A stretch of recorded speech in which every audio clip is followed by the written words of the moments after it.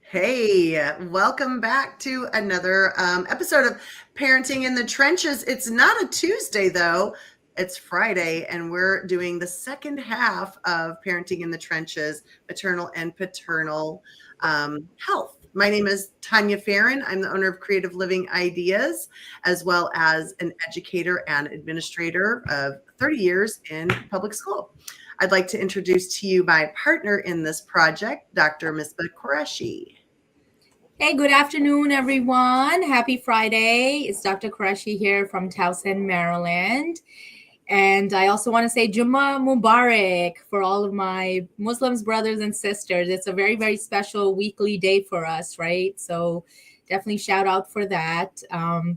And yeah, exciting. It's not a Tuesday. And the reason why we're on a Friday is because, last month was Mental Health Awareness Month. And with that, we did a special edition for Parenting in the Trenches. And our topic was parental mental health.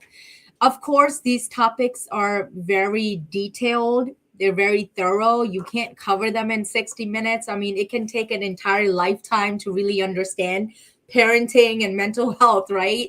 So, like most of our topics that usually go over, this is part 2 because we weren't able to cover everything that we wanted last session with our special edition. So today we are going to focus on maternal. Wait, is it maternal or paternal? Paternal with a P. Paternal.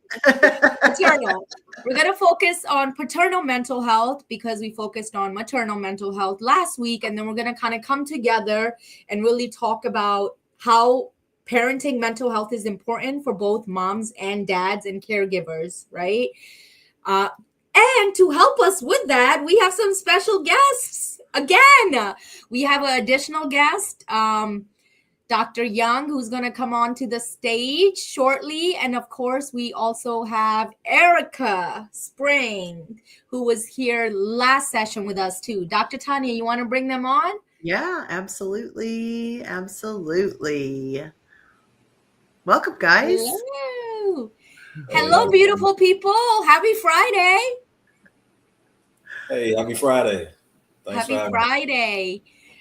Nice to have you guys here. Thank you for making out the time to be here for our audience, but also, to disseminate the important work that we do and get that information out there. And Erica, I do have to ask you, did your daughter help you get ready today as well? Because you look fabulous. And you're on mute. First of all, you look amazing. And of course she did. She said, Mom, if you're talking about dads, you have to wear blue. So we did blue on blue. We got blue jewelry. We are here for the boys today. Nice. And, again, I don't know how much I believe in coincidence, but, Sunday's Father's Day, right? How is it that the Friday before Father's Day, we just coincidentally are talking about paternal mental health, right? I know I didn't think of that last month, right? When we put this edition together, we were talking about parenting, we were going to wrap it up in 60 minutes. Yet we're here the day before 2 days before Father's Day weekend, specifically talking about paternal mental health. So with that, let's do some brief introductions. You guys already know me. You guys know Dr. Tanya. Let's have Dr. Rahim Young and Erica Spring introduce themselves and tell us a little bit about you guys. Rahim, since you're already unmuted, why don't you go first? Tell everybody about you. Okay, sounds good. So my name is Dr. Rahim Young. I am a faculty member at Governor State University in the Health and Human Services Department. That's one of the smaller state schools in Illinois. And I'm also the co-founder of a nonprofit called Welcome to Fatherhood, where we work with men to help them cope with the pressures and stresses of parenting, relationships, and just everyday life stuff. So thank you for having me. Thank you for being here. You're doing some amazing work out there. You do. I love what you do. I appreciate it. Mm-hmm. Thank you. Erica, why don't you introduce yourself? Yes, indeed. I'm Erica Spring. I am an EMDR therapist. I also own my own practice, Spring Services. And one of the main ways that I serve men in particular is actually through my work with the VA. I've been part of the Strong Star research program for the last 3 years. And prior to that, I really had not worked with a tremendous amount of men clientele outside of doing family therapy with dads and male caregivers. And so, really, in the last 3 years, my practice has expanded to include more men. So I'm really eager to share how EMDR can really help out some guys. Yeah, Yeah, it's a powerful practice for sure. absolutely. So with that, guys, we covered maternal. I'm gonna trip today on this maternal and paternal thing, guys. I can just feel it. I'm so excited that I can feel it. Okay, so last session we covered maternal mental health, and kind of just in a nutshell, we know that there's a lot more research, a lot more attention given to the needs of mothers, right? We know there's a high rate of depression, high rate of anxiety. We also had some statistics around suicide as well, right? We know transitioning into motherhood is parenthood. It's a big life-changing event, which comes with certain challenges if we don't have the appropriate resources and support systems put in place. One of the things that was mentioned in our comments that stood out very prominently last session was when we talked about integration and collaboration in healthcare, and how it is so important to get all your specialists and all your doctors to the table when you are starting this journey as a new parent, right? Which includes your therapist and your psychiatrist. The reality is, if you're not taking care of your health mentally, physically, emotionally, spiritually, you are going to have let's just say, you're going to have some challenges in your pregnancy, but also challenges after giving birth, right? So you have to be healthy in all those dimensions to be able to bring a little human into this world that's also healthy. So not only is prenatal, pregnancy, and post birth, all those transitions and areas are very, very important, right? So we know postpartum depression exists. We know medical things can go wrong, right? And I don't know if I shared this thought with you guys, but it's a really interesting fact, a little bit of a cultural diversity for you. Um, in Islam, okay, in Islam, it is said when a mother is giving birth, they are the closest to death. I Like believe you're it. in that dimension. Yeah. I believe it. So just take that. I'm not trying to scare anybody, okay? But I'm just saying you're closest to God and you're the closest to going on the other side, okay? So it's really important that you really take care of yourself. So with that, again, we covered a lot of that. Go ahead and check out our first part, and in that, we also know that dads are understudied. They're often overlooked, right? They're like put to the side, like, okay, you're the donor, right? Like you don't have any say in what's going on. I'm not saying that's what happens to everybody, right? I mean, healthy couples are pregnant together. When people are talking, they're not saying I'm pregnant, they're saying we're pregnant, right? Because you two are the parents bringing a little baby into this world. Yeah, dads are overlooked. They're dismissed, and their mental health or their well-being isn't as considered as it really should be. So with Well, that, and I I think, Yeah, I wanted to add just really quickly too. I think something, and this could be, gosh, a whole nother episode. Like we say, every time we start talking, it just goes to the next thing. But I don't think that it's really been out there a lot that the men's actual health prior to pregnancy is super important in the development of that child, that there's certain syndromes that are transferred from the father, like fetal alcohol syndrome, things like that people don't really know about how important it is to be healthy as the dad prior to the mom being pregnant, which is really incredible, like, to know. Like, I remember being in a meeting in school, and the first time a psychological examiner shared that with me, and I was like, what? I had no idea. You always think the woman is the one who has to be healthy through the whole pregnancy, you know? So much to think about. The men are super important, period. I mean, that's what we're really trying to highlight, is how important the men in the lives of children and in the relationship and all of that are super important. I would I love also that. say, I'm sorry, Erica. I was just gonna add, they're equally important. Yes. Equally, right? Yeah. So with that, Erica. One of the things that I was also thinking, and we did touch on in the last discussion, is that I don't necessarily think that there is a forward movement of exclusion rooted around removing men from this. I think that what we're looking at is a cultural shift. I think about my dad, who isn't quite a boomer, but isn't Gen X. And he was probably one of the last of a true generation that really prided themselves on never changing a diaper. He really, really enjoyed telling people, I never changed a diaper. I have 3 children and I've never touched one. And so I think historically, this is very important, and culturally, that men were not necessarily focused on for paternal health, not because we were excluding them, but because quite literally they weren't a part of the child rearing. They got to have the fun part, as we say.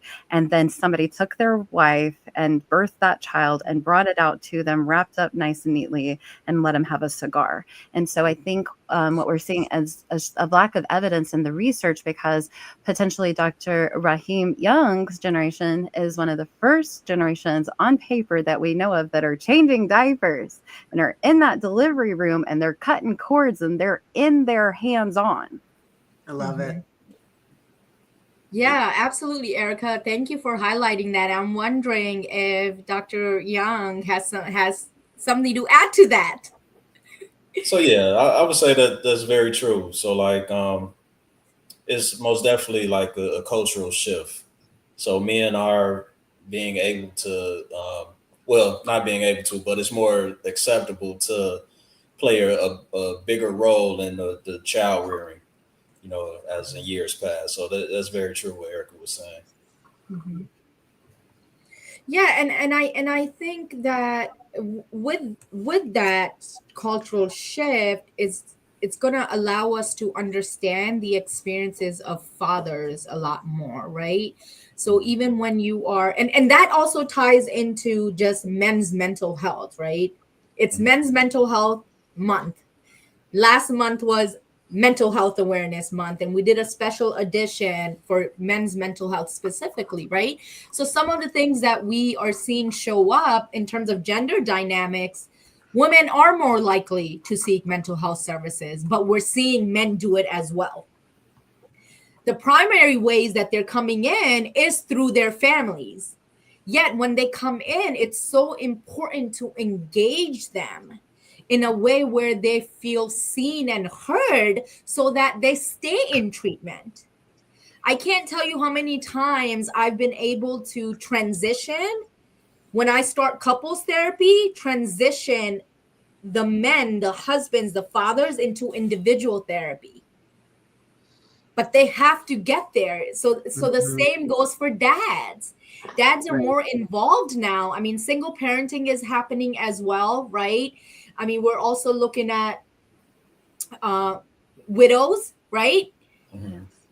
You find yourself in situations where you have to be the single dad. You have to do everything, right? So it's really important that you're taking care of yourself as well. And there's a lot of different funnels and avenues that bring men into mental health services, including, even the educational system in itself. So with that, I think it'll be important to maybe look at some statistics to see what depression, anxiety, and everything looks like in men. Okay. I think, Dr. Tanya, we got to go back one more slide. Thank you. Yeah. Maybe, Yeah. do you want to start right there? Well, I think for sure we started talking about this. This is like a completely understudied area. Like we really don't have, a lot of information on dads. Dads are supposed to be the rock, right? They're supposed to just be able to bear it all. They can take all the pressure. They can provide for the family. They can take all the stress of everything, fix the house, find the repair, take care of the cars. And we forget that they're human beings also. We forget that they have emotions, they have feelings, they've experienced trauma, they've had, situations that have occurred to them that have affected their mental health.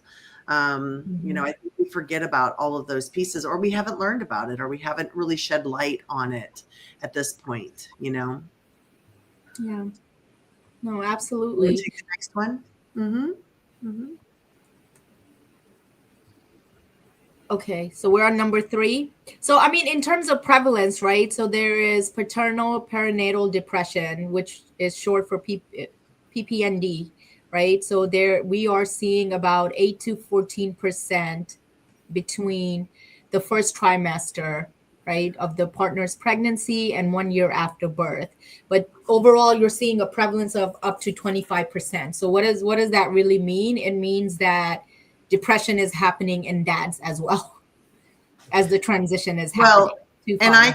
Well, and I can speak from personal experience. I remember, the first time that we had our first daughter, my husband was very worried about me, and we'd go to the doctor and he'd say, "What's wrong with her? She's sleeping all of the time. Like she can't," and I think I shared this in the last series a little bit, and I can see that where that can be like, you've kind of lost your spouse, your partner, your person, what's happening to them. You're worried about them. No one really thinks about that. And then the second child was much easier for the fact of, I know this is a window of time with her, and I remember the distinct moment when he peeked his head around a corner when our daughter was probably a week or 2 old, and he said, "You're back. You're back.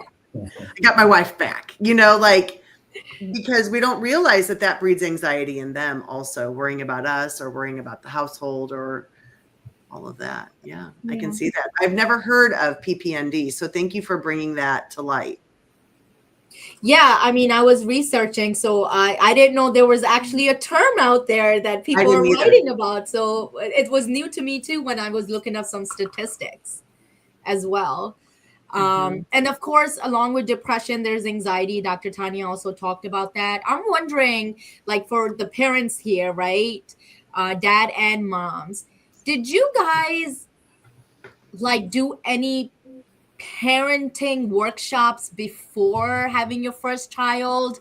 Like, so you can understand, hey, your wife is going to sleep a lot, or the mother of your unborn child is going to be sleeping a lot. These are the things you're going to have: nausea, morning sickness. This is what it's going to look like. Did any of you do any of that? Or was it even brought up? Did it even exist? And this is me coming from someone who does not have a child yet, right?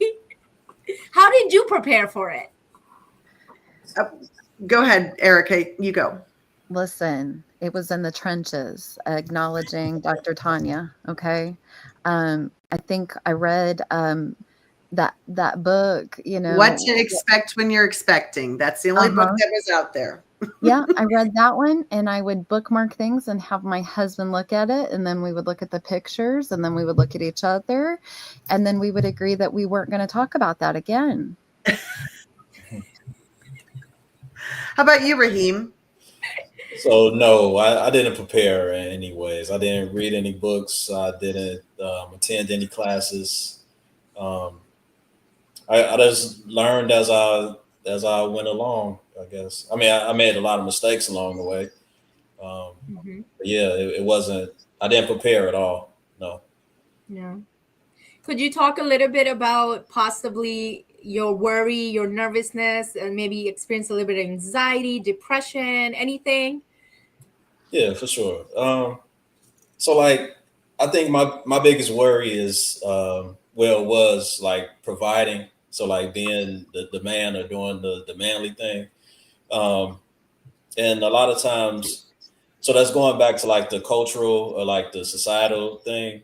So like men are socialized to be I guess, to be providers, or like we don't have time to worry about emotion and like anxiety and depression and all that type of stuff. We have to be doing something. So and this kind of goes into like what you were saying earlier. So like women, I feel like I think from birth you get respect as a woman, you know, but men, we get respect not just to not as men, but as what we do. So in order, because men have to combat the concept of a real man. I'm pretty sure you all have heard somebody say, "Oh, he's a real man," or "You're not a real man," right? Yeah. And a lot of times, the real man concept is based on what that person is doing. So Productivity, yeah, exactly. performance. So we don't really have time where we're socialized to not necessarily pay attention to our emotions and feelings and all that type of stuff. We got to do. Right. So in our doing, that's when we get our value. Yeah. So when I was becoming a father, like I mean, I still do have like a lot of emotional stuff going on. Sure. But like during that time, like I really I didn't think about it. I was just thinking about like my main thoughts and motivations was being able to provide and trying to do for my family financially. Even though, like I was saying, I did have like emotional things going on, but they came out in other ways, or I tried to take away from it in other ways, like through like alcohol or food. So like my go-to is like ice cream and cookies. So like eating ice cream and cookies, and even like sex or something, trying to exercise like nervousness or anxiety through physical interaction like that. So yeah. How old are your kids, Raheem? Oh, they're old now. So my oldest is 19. My son is 18, and I have my youngest daughter is 13. Mm-hmm. You're still parenting in the trenches. Yeah, mine are 25 and 27. I'm still parenting in the trenches. Oh, wait. That was our very first episode. It doesn't stop. Lifetime commitment. You're on a roller coaster you can't get off of. So if you're thinking, "Oh, I'm going to do this for a few years," you're wrong. Absolutely. It's for the rest of your days. It's forever, which is amazing. It's absolutely amazing. I want to just highlight this. Thank you, Raheem, for being so candid with us and really shedding some light on this for us. But this, I can't read this now. I've got a marker in front of it. But the longitudinal study of 23 years reported increasing depressive symptoms during the child's, what does it say from there? First 5 years. Thank you. 5 years. Like when you think about that as a parent, and this is something I talk about in my book, Raising the Well-Adjusted Child, the Parent's Manual. Your life has changed dramatically by adding this human into your life. Your world is completely different. There is no more me at this moment. Like you have to find me again. There is this human that requires so much time and attention physically, and so I can see where that statistic comes about for people, because some people probably are mourning their past life. They love their child. That doesn't mean they don't love their child or they don't love who their family is. But once you start realizing my life is never going to be that way ever again, because it's not. It may be enriched and be even better, but your life is going to be very different. And asked, had we prepared for that? We hadn't. We thought we had. We were older. I was 27 when I had my first child. These were not teenage pregnancies. We had jobs, we had careers, we had money, we had a home. Like, it's time to have this baby. And then all of a sudden, the world changes, right? And you get this human, and then these roles and responsibilities start happening where, we didn't have those discussions. Like, Raheem, you're taking the baby today to daycare. Well, what do you mean I'm taking him? I got to go to work. I got to bring donuts into work today. I can't do that. I got to go to work for, I have this. You're saying my job's not as important as your job, right? Then those discussions start happening, right? And then you Mhm. start mourning that life. Gosh, Fridays, I used to pick up donuts every day. Now I got to take the baby to daycare because she has a meeting on Fridays. And, Mhm. and so it goes. Yeah, and Dr. Tanya, you're making such a great point, and I want to add in there, like, your situation, like from an outsider perspective, is one that seems to be very organized and planned in many ways, in the sense Right. that you checked off these things that you needed before you brought a child into this world, right? However, that is not the case for It is families. not. It Like is not. your Yeah. situation is like the ideal situation. And that my point to that being that even when people think they've made it just the ideal situation, It's it hard. is still a whammy. Mhm. It's a major whammy. It's a life adjustment. So, Yeah. Dr. Tanya, is that a map that's behind you? Yes. Okay, so I was looking at that, and you were saying like, you all were planning and like had everything talked out and Yes. mapped out and everything. But it's a saying that says the map is not the territory, right? So you could look on the map and be like, we're gonna get from here to here. But when you actually get out there and do it, you probably going through swamps and mountains and all types of stuff.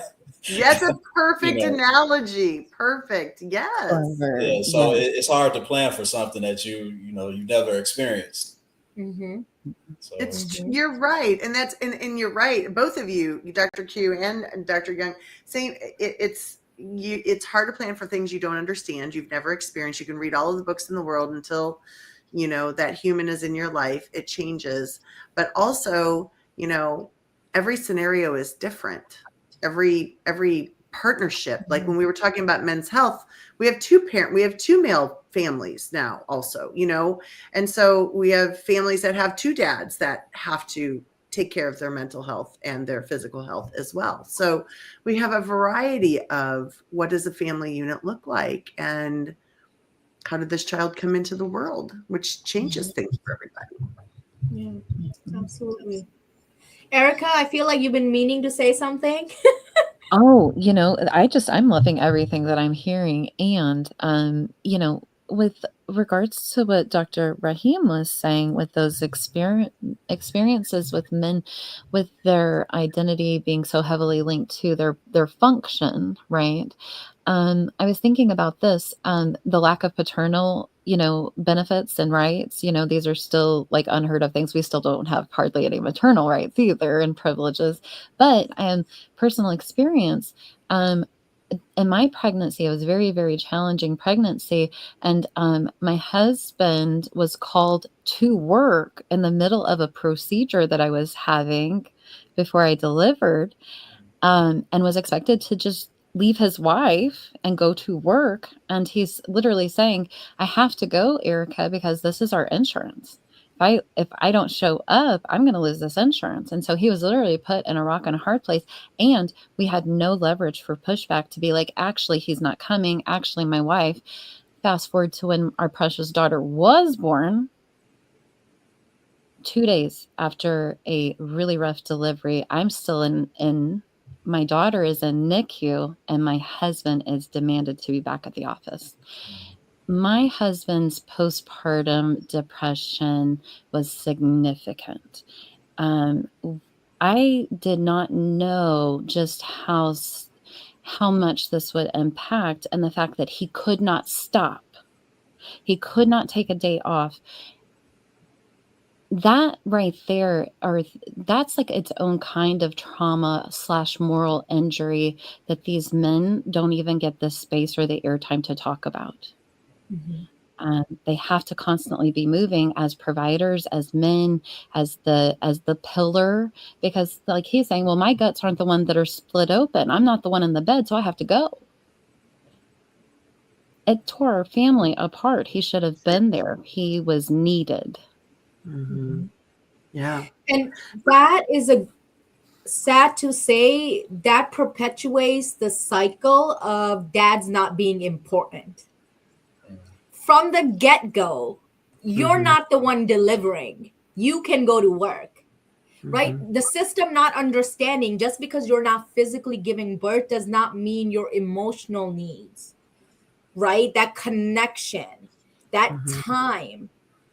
God forbid something serious happens, Well, and right? then we Like have a lot of, right. Mm-hmm. the system in itself is literally removing the fathers even before the birth of the child. So Yeah. so what do you learn? You learn you're not important in the sense that you're important because you're making money. Go make money. I don't need you to change the diapers. I don't need you to cook for them. Go make the money. So then Well, and that is, yeah. your entire identity is defined around that. Mm-hmm. There's a lot of that. There's a lot of pieces to that too. So my husband, he's in construction, has worked construction his whole life. They do not get paternity time. They don't even get paid vacation. They don't even get paid time off because you work when you are working. You get paid when you are working. And so anytime that the kids were sick, if it was a rain day and he wasn't working, that'd be fine. He could watch them. But other than that, I had to take off of work because if he wasn't working, he wasn't getting paid. When we had a child, he did take time off, but we didn't get paid for that week. So we had to sacrifice, financially to be able to have him bond and help me after we've had a child, like it's a lot, it's very hard. And that's the pressure that I think we don't realize that's on men. Please provide for the family, but I need you to take off and be with me. Yeah. That's a lot. That's a lot to expect. Yeah. Oh my gosh. So So many great things. with that, Dr. Rahim, you mentioned a few things that are on the next slide, Okay. especially your ice cream. Okay. So, as we were looking up some statistics, right? So, I want to jump down to the second bullet because it has food behaviors disorders noted. So, you are also at high risk, obviously, of depression, but that depression for men, for fathers, can lead to drug and alcohol abuse. It can lead to other mental health condition and food behaviors disorders, right? So emotional eating is what you were talking about earlier. Like you will see those things because you'll see an increase in those behaviors because there isn't an outlet to be able to talk about your emotions because it's all about performance. Yeah, for sure. And I experienced all of those. So like I was saying with the alcohol, like food, yeah. And oh, I'm sorry. No, go ahead. I wanted to ask you another question, but go ahead, finish. Mm-hmm. No, I was just gonna now I'm trying to see. I'm thinking to myself, I may be getting a little bit too personal here. I don't know. No, No, but it's that, I mean, that's why we're here to talk about our experiences, right? Like, I think the integration of our personal and professional life is so important because we have these statistics, but we also have someone right in front of us that's telling us, yeah, that was me. I was experiencing this, right? And statistics don't come from anywhere, right? Research has its foundings, right? It's solidified in people's experiences. yeah, that's true. That's true. So feel free to share whatever you think is appropriate. Okay, I got you. I got you. Now, I was going to talk about because I recently started counseling myself. So, well, a couple of months ago, maybe like in October, that was like my first session, and I've been going consistently ever since. But just going through the experience of talking to someone about like certain things from childhood and just like from that's being me, it has like uncovered a lot, from just like things that I experienced and that I took from like when I was a child into like my marriage and like the raising of my children. I don't know. I would recommend like counseling to anybody, but it has been very helpful and overcoming certain things. 100%. I love that. Yeah. I'm a fan. So absolutely. I wanted to ask you, so Raheem, you do a lot of really amazing things with Welcome to Fatherhood. Just yesterday, I popped in at the end of my workday to come in, after my workday was over, to come in and listen to you talking to a group of individuals. It wasn't just for men, about men's health. And, with it being June, and to talk to people about some of the things that you're doing to shed some light, to normalize, I guess we could say, or highlight, men's mental health and what support you have available for them. So I guess like the biggest thing that I'll try to do the event yesterday was through, I'm the chair of the community-based public health caucus through the American Public Health Association. So we wanted to do something that represented Juneteenth as well as Men's Health Month. So that's why we had the event yesterday. But just talking about like the different issues that men face on the regular, because we don't talk about it really. But just talking about it, creating spaces where men are able to get things off their chest and talk about some of the things that they face, some of the challenges and issues that they face on a daily basis. That's my biggest thing. In really bringing, people together and giving them an outlet to listen to other people, to hear other people, to be able to internalize and start thinking about, how situations or parenthood or has impacted them. And it was a great conversation. I wished I could have been there for the whole thing, but it was really, really good. And you do other amazing things in your community for families. I mean, you host events. I've seen different things, back to school supplies, coat drives, things like that you're hosting in your neighborhood and in your town that are making a difference. Yeah, thank you. I appreciate it. So like the speakers yesterday, I arranged them in a certain way where it represents the social ecological model. So that's like a model around like how people behave, whatever, starting from like when you were a child to when you become an adult, right? So if you would imagine like a bullseye. So the way that the diagram is like a bullseye, and you're in the middle, so you're the bullseye, and then the different layers represent different aspects of your life. So the layer after the bullseye, that I'm sorry if I'm if I'm getting too. No, you're good. I'm gonna explain it real quick, and then we can move on.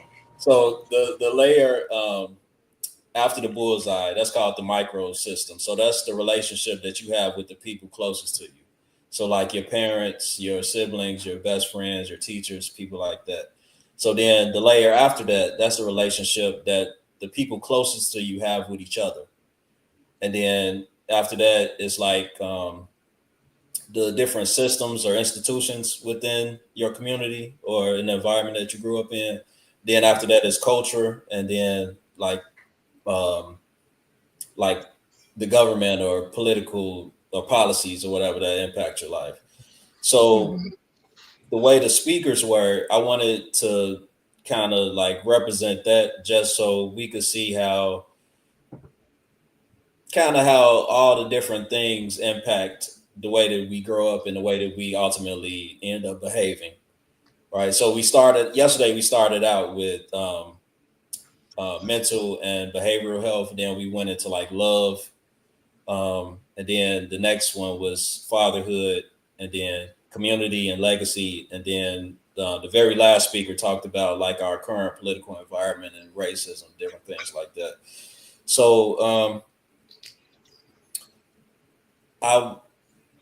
with like everything that we do, I want to try to incorporate like that understanding so people could develop like a better understanding of how they currently are, or like the experiences that they go through that made them the person that they are today. So going back to like for men, just like they say like from birth to 10 or maybe 11 or 12, that's how you develop like how to handle your emotion. Mm-hmm. Yeah. But a lot of times, so a lot of times kids learn these things through co-regulation, right? So if you a little kid and you fall, your parents or somebody come along and say, "Oh, are you okay? Are you okay? Like, it's okay. You'll be all right." So that's like they're using co-regulation and teaching you how to regulate ultimately when you grow older, right? Sometimes for men, like if we were to fall, they say, you better not cry, get up. So from Shake the it jump, off. yeah, shake it off, so something like that, So from the Yeah. jump, we're being taught to like push our emotions down, right? Mhm. Mm-hmm. So then from that, it grows into so like when you get into like your 10 to 20-year-old stage, now you may not show your emotion at all, or if you do show emotion, it's from like a negative standpoint where I don't mean to say negative. It's from like you being aggressive or Mhm. Mm-hmm. or You're out of control. Yeah. yeah, yeah. Yeah. Yeah. Um, and I'm so I want to I design like things so like with Welcome to Fatherhood and what we did yesterday to kind of like just put people in the mind frame and like show some awareness of how it got like this and how you could come back. And sorry if I Yeah. was talking too much. No, that's exactly what we wanted. That's perfect. That was perfect. And so that's just a testament of, an example of what Dr. Young is doing in, his community. I mean, I'm sure your speakers were in different areas, not all locally. And so, really just making a huge impact for families, for mostly, I mean, I know your focus is Welcome to Fatherhood, but for families. So I think you're doing amazing things. Thank you. Yeah. Mm-hmm. Thank you for sharing that. Dr. Tanya, let's finish off the slide. I think we have a few more statistics very briefly. I think what's important to note here is the first bullet where it says, when fathers are experience depression, right, you may actually see more of these than actual, I guess, symptoms of depression. So you can experience excessive self-criticism, you can experience restlessness, irritability, aggression, and poor impulse control. So look out for those signs as well, because again, I think it's harder for fathers, for men to come and say, hey, I'm feeling depressed or I am depressed. Yet you'll see the aggression and irritability. You'll see the poor impulse control, impulsivity, right? Restlessness, nervousness. You'll see the self-criticism. I'm not good enough. I can't do this. I'm not providing.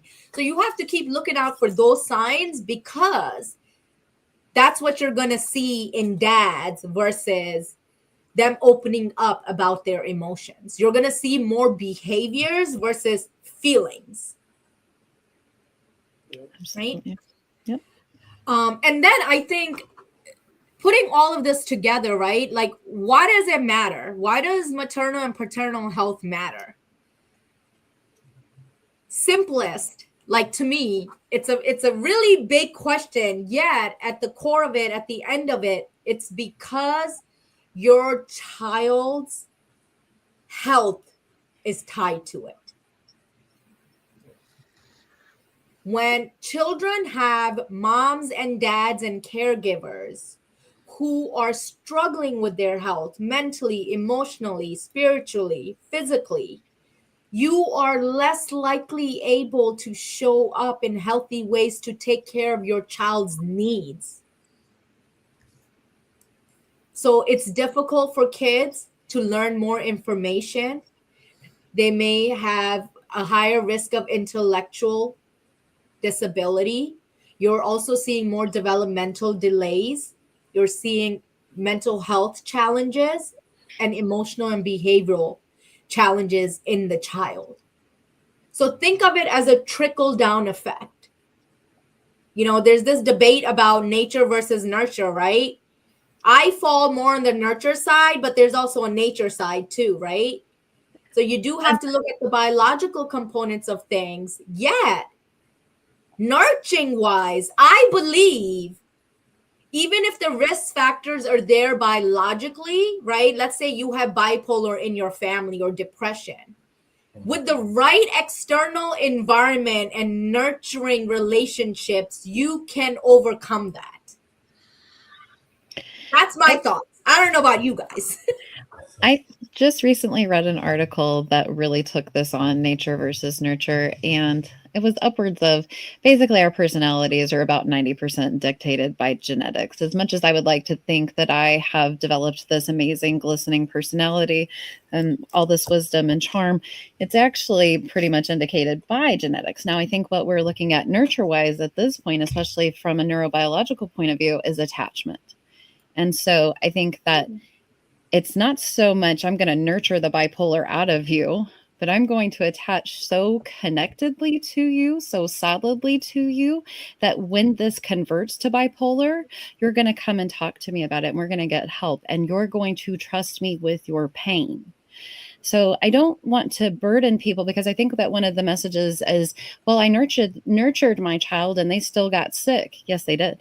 And it's not your fault. Mm-hmm. And so the point would be, if you have a safe attachment with that child, that will be as evidenced by their ability to be resilient, their ability to come to you when they are in trouble, and then y'all work as a family and in a system together to fight these damn genetics. Mm-hmm. Yes. Yeah, and I agree, Erica. I think it can go both ways, right? I think these experiences are very, very important. I think, again, there's a genetic component to it. And we've seen the exacerbation of depression to escalated mood disorders due to trauma and environment, due to substance use. Right? Well, because they're all interconnected. You can have those risk factors, and the risk factors can be minimized through protective factors. Absolutely. Which is what you're talking about, right? Right. It's like, and I see trauma as the predicator of all of those things, right? Like when we think about lack of attachment, trauma is attachment wound. When we think about substance abuse, it's a symptom of trauma. People who haven't had trauma don't pick up a pipe, okay? Mm-hmm.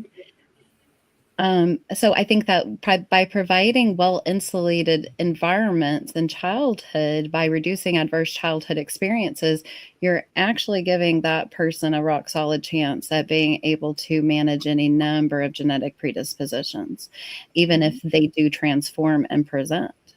Mm-hmm. Yeah, and I always like to put it in medical forms, right? To make sure that everybody's kind of following us, right? Is imagine like I have diabetes and heart disease in my family, right? I'm more prone to it. If I don't diet, exercise, and take care of myself, I will 100% be a diabetic. But if I have a healthy lifestyle, I may be able to prolong it or minimize it. And that's just how our mental health is as well. It's how you take care of your well-being. Mm-hmm. Right? So Absolutely. With that, guys, I think we kind of covered all the statistics. So the takeaway here is both moms and dads are more prone to depression, anxiety, and other mental health challenges, right? So we have to focus on our own well-being so that we can show up in healthy ways for our newborns, right? And then there's this piece about parental stress. So there's been numerous studies that have been done that show that individuals who are parents are experiencing a higher level of stress. So as a parent, you're already prone to higher level of stress. And I believe that firmly. And some of the reasons, Dr. Tanya, do you guys want to take some of those bullet Yeah, points? of course. Yeah. So I just want to also share a couple of things that you had said that made me want to talk about this for a minute. My book is titled Raising the Well-Adjusted Child. That does not mean a perfect child. That means, and that does not mean my children are perfect. It does not mean I am perfect. If you read the book, it's full of successes and failures on my own part. It's to help you learn, it's the do as I say, not as I did, maybe book. But teaching our kids how to be able to handle what life throws at them. We don't get to pick what we get. When we have a child, we may have a child with Down syndrome. We may have a child with bipolar. We may have a child with, a club foot, a this, a that, a physical. Like, we don't know what we're getting as a parent. We don't get to put an order in. And so there really is no perfect thing of how you can raise a child. But we can teach our kids, like you were saying, how to come to you if they need a little extra, how to advocate for themselves, how to handle what life throws at them. So I think that's important. And I think we continue talking about that. And then with these pieces of these additional stressors, it's life. It's really life. We have good days as humans. We have bad days as humans. We have tragic things that happen in our life that take us years to be able to come in and overcome. We have fears. We're human. And so knowing how to manage your life and who you can go talk to is most important. Dr. Qureshi, Erica, you guys are just instrumental in helping people overcome some of their life's hardest things that they've happened in life. It's almost like you want to say, put a finger down if somebody in your life, right, has been diagnosed with cancer. Yes. If someone you loved has died, you've lost a pet or a child, yes, you've lost a job. Yes. You've not had enough money to pay the bills that month. Yes. Okay. Do we go on? Right? Like, these are life things that are going to happen that are really hard. And I know I've not really talked about any in specific, but there's so much. It's life. Yeah. You hit you hit them up there. So whatever you talked about fits into those categories, right? It's true. Right. I can tell you a personal experience. We just in life stressors, when my youngest daughter was diagnosed with epilepsy, I had nobody in my family that ever had it. She was 10 years old. I don't know Children's anything. health and safety category. I don't know anything about it. It has been the scariest thing I've ever experienced as a parent. Terrifying. And if you talk to any parent who has a child with epilepsy, when you both start talking, you can see the fear in each other's eyes to this day. And so when you go through those moments, they're hard and they're frightening. And I love that Erica does EMDR. I've used that myself. It has helped me overcome the fear, of I could potentially lose my daughter, right? And the fear isn't gone. It's just manageable, right? So, those are things that you're not prepared for, that happen in life that you can't plan. Yeah. Absolutely. I love that you shared that. And I'm sending her health. We lovingly joke about our 10-year-old who does have cystic fibrosis that we ordered a redhead. We did. We did not order the double delta F508 genetic.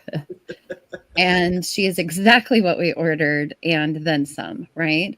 And Right. I think that when people are thinking about having children, they're worried about things that are very reasonable and realistic. And there is this other side of parenting that we can't completely ever prepare for.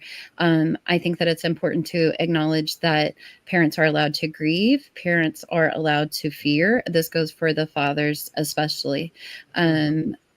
watching my husband sit up for hours applying nebulizers and airway clearance to a newborn.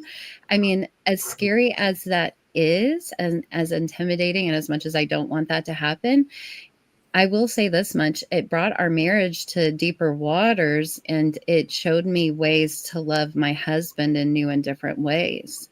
And so even though we have these precious children, and sometimes often very fragile children, that we don't completely know how this thing is going to look or shake out, I think that as we continue to co-parent, regardless if we're in a romantic relationship or not, we can honor that essentially this person that we created represents our heart living outside of our bodies. Mm-hmm. Yeah. My grandmother once said to me as I birthed my son, she said, "This is the only boy that will ever actually break your heart." You love that. Yeah. And when I think about him learning how to drive at 15 and a half now, I just literally just see my heart leaving my body and getting into a vehicle, knowing he is the only true person and my daughter that could truly crush me. Right. Right. Right. Yes. And speaking of men, when my daughter was 21 and decided that she wanted to do testing for her epilepsy to see if they could locate the exact spot that her seizures originate from, she was in a clinic and for 7 days hooked up to wires and off of medications to have seizures purposely. And I said, I can't do this. My husband stepped up and said, I can do this. I will be there with her.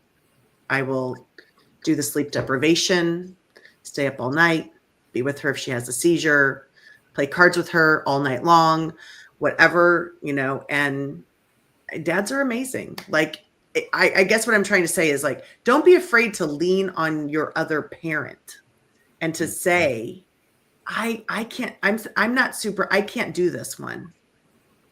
I love her and I don't know that I can emotionally handle this. Right? Mm-hmm. So taking care of my mental health by saying, I'm scared, I'm worried, I don't know that I can do this, and saying, I need your help. Raheem, what do you want to say to any of these things on here? We've gotten kind of deep again. We've got a few more minutes left. Well, I want to say to Erica, I really like what you were saying, especially you were saying like your children are, you said your heart outside of your body. All right. So that's, I don't know, that kind of hit me in the head a certain way. And I really appreciate what you said with that one. So Dr. Tanya, you wanted me to speak on I don't know. Did you have anything you wanted to add? That's all. No, I just wanted to tell Erica that I appreciate what she said. Yeah. Love it. So we are coming to a time, guys, and I'm just like, oh my God, we could have taken each one of those bullet points and had another entire session. And maybe Dr. Tanya, you and I can talk about that. Maybe we need to revisit it because, again, it's just a lot of information, right? Right. However, we had a very robust conversation about parenting mental health, right? Like how important it is, right? We are human beings. We are part of creating, evolving, right? We're part of evolution. So if you were to get anything out of these two episodes, it would be you matter.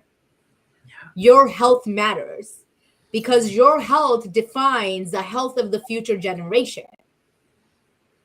It's that simple. Yeah, it's hard to take care of ourselves. Mm-hmm. It's so hard because we are so complex. We are a very complex human race that has many different parts. Yet, start somewhere. Start small, guys. And that could be something as simple as adding more water in your diet daily. Cutting back on that cans of sodas you be. Okay?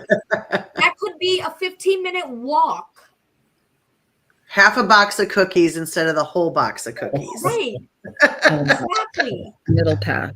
Love it. Little baby steps. Mm-hmm. Because your children love you, they want you around, your parents love and adore you, your heart's connected to your parents. People love you and want you to be around. Take care of your mental health. Get the support that you need. I mean, we created Parenting in the Trenches to create a community. Yeah. I do. I want to take a minute and thank everybody for being in the audience, participating. Thank you, Christy, for being here. Nick, thank you for being here.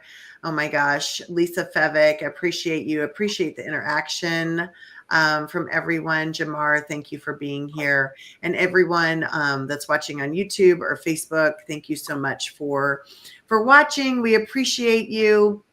Thank you, Erica. Thank you, Raheem, for joining us. This was wonderful. Appreciate you both. Thank you guys. It was a beautiful day. Love having it. Thank you so much, guys. And you will definitely be hearing from us as we continue these amazing podcasts. And enjoy your Friday. Go out, have fun parenting. Take your time away from the parents. Share this with your loved ones. Pass it on so that, people have access to some of this information. And whenever you're ready, guys, we're all here. You can reach out to any one of us and we will guide you in your parenting journey and in your mental health journey. It does not matter if I'm on the other side of the world. I will help you get connected. So with that, have an amazing weekend. Happy Father's Day. And we will see you guys next week, actually. Me and Dr. Tanya are back. Yeah, we're back on Tuesday. Yeah. Happy Father's Day. Happy Father's Day, Raheem. Happy Father's Day. Thank you. Take care, guys. Bye-bye.